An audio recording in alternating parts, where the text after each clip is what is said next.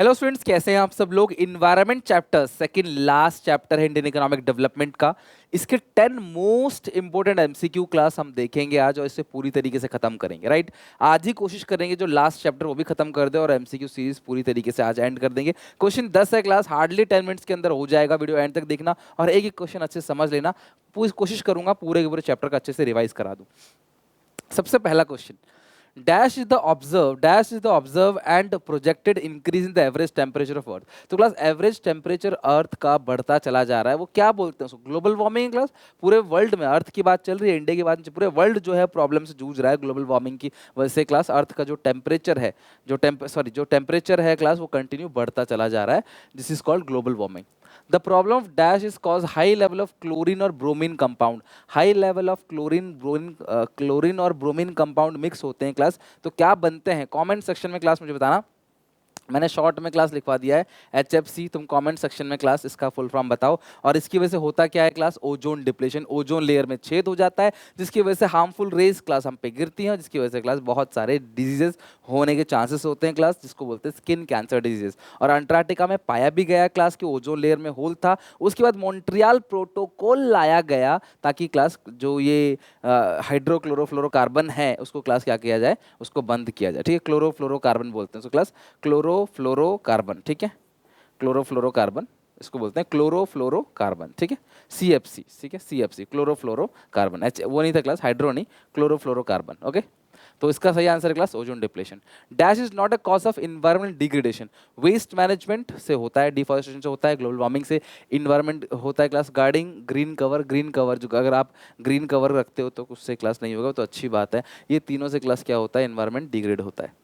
Fourth, out of the following which one causes ozone depletion। Ozone depletion कौन सा कारण है? तो अभी हमने पढ़ा था लैंड डिग्रेडेशन से नहीं होता, हाई लेवल ऑफ क्लोरीन और ब्रोमीन, क्लोरोफ्लोरोकार्बन जो है वो स्ट्रेटोस्फियर, ये भी ध्यान रखना क्लास, स्ट्रेटोस्फियर में चला जाता है, जिसकी वजह से क्लास क्या होता है? स्ट्रेटोस्फियर में जाने की वजह से बहुत ज़्यादा पॉल्यूशन होता, बहुत जो ओजोन लेयर है वो उसकी थिन हो जाती है, उसमें छेद हो जाता है। तो बी ऑप्शन करेक्ट है। ग्रीन हाउस गैसेस से क्लास नहीं, और ये इससे तो क्लास ग्लोबल वार्मिंग होता है, डिफॉरेस्टेशन से भी नहीं होता, प्रजाति गायब हो जाती हैं। When was sustainable development came into existence. Sustainable development कब आया था क्लास? 1980s में। ठीक है, कब आया था क्लास सस्टेनेबल डेवलपमेंट? 1980s में। Which one of the following is cause of land degradation? Land degradation का cause कौन सा है? Loss of vegetation due to deforestation। जो deforestation से जो vegetation है उसका अगर loss हो रहा है, खेती बाड़ी नहीं हो पा रही। Overgrazing, encroachment of forest land को कब्जा लेना, तो ये सबसे क्या होता है क्लास? land degradation कारण है सारा का सारा, all of these। 6 का D। 7th, central pollution control board, आप मुझे बताओ इसका ईयर कौन सा है? CPCB का ईयर आप मुझे कमेंट सेक्शन में बताओ, बहुत इंपॉर्टेंट है। और identified 17 category of large and medium industries as polluting. 17 इन्होंने क्लास कैटेगरी बनाई है जो पॉलिटिंग इंडस्ट्रीज का ठप्पा जिनको लगाया हुआ है। ध्यान रखना 17 है। CBSE के एग्जामिनेशन में पहले भी क्वेश्चन पूछा जा चुका है। इसका मुझे क्लास बताओ CPCB कब आया था, इसका एक्ट क्लास आप मुझे बताओ। The government setup the central pollution, आगे क्लास यहाँ पे क्यों क्यों बनाया गया था class? Central pollution control board को बनाया गया था एयर पॉल्यूशन और वाटर पॉल्यूशन को कंट्रोल करने के लिए। यहाँ पे एयर पॉल्यूशन और कुछ है नहीं, तो ए पे टिक कर दो, air pollution. 9, dash take place when the surface of soil is wash away through excessive rain and flood. जो बहुत ज़्यादा बारिश, बहुत ज़्यादा हवा चलने से, फ्लड आने की वजह से जो ज़मीन होता है उसका जो अपर एरिया है ना क्लास, वो वॉश हो जाता है, जिसकी वजह से क्लास वहाँ खेती बड़ी अच्छे से नहीं हो पाती। उसे क्या बोलते हैं क्लास?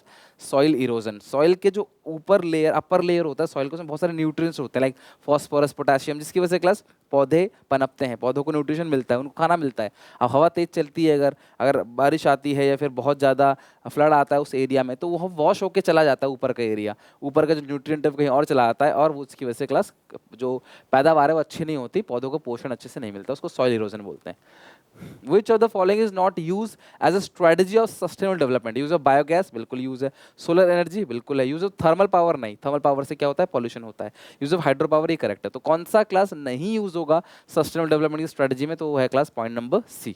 इस चैप्टर में क्लास जो इंपॉर्टेंट है वो यही है क्लास, जो इन्वायरमेंट के फंक्शंस, डिग्रेडेशन, ये सब इंपॉर्टेंट है, तो इसको अच्छे से प्रैक्टिस कर लेना। और ये 10 के 10 क्वेश्चन खत्म हो गए। आई होप क्लास आपको ये वीडियो अच्छी लगी होगी। पूरा का पूरा 10 क्वेश्चन हार्डली 5 से 7 मिनट के अंदर मैंने कवर कर दिया। और अब अगले वीडियो के अंदर हम लोग क्लास 10 चैप्टर के भी 10 मोस्ट इंपॉर्टेंट क्वेश्चन यानी कि इंडिया पाकिस्तान चाइना वाले चैप्टर का उसे करके खत्म कर लेंगे। मिलते हैं नेक्स्ट वीडियो में, तब तक take care, bye bye, God bless you.